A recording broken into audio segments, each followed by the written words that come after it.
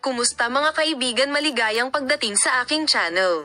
Sa mga nagdaang araw, ang agenda ng Turkey ay nanginginig ng isang napakahalagang pag-unlad sa kaso ni Engin Akyurek.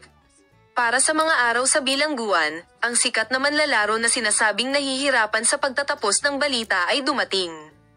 Ang mga bagong katibayan na isinumite sa korte at isang hindi inaasahang saksi ay ganap na nagbago sa kurso ng kaso. Ang mga tagahanga ng magazine at ang mga tagahanga ni Engin Akyurek ay tinatanggap ang balita na ito na may isang mahusay na pakiramdam, habang ang agarang paligid ng sikat na manlalaro ay nagsasabi na ipinanganak ang Light of Hope. Titiyakin ba ng pag-unlad na ito na ang Pearl ay may kalayaan? Narito ang mga detalye na maaaring baguhin ang kurso ng kaso.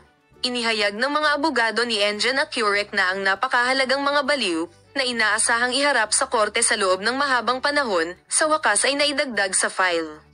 Sinabi niya na ang kabaliwan na ito ay maaaring patunayan ang kawalang kasalanan ng sikat na manlalaro at ganap na baguhin ang kurso ng kaso. Lalo na sa simula ng insidente, ang ilang mga maling na interpret na mga imahe at dokumento ay talagang inaangkin na pabor sa Engin Akyurek. Salamat sa suportang gawain ng koponan ng batas at ang bagong impormasyon na nakuha. Ang posibilidad na mabawasan ang karamihan sa mga singil ay nasuri.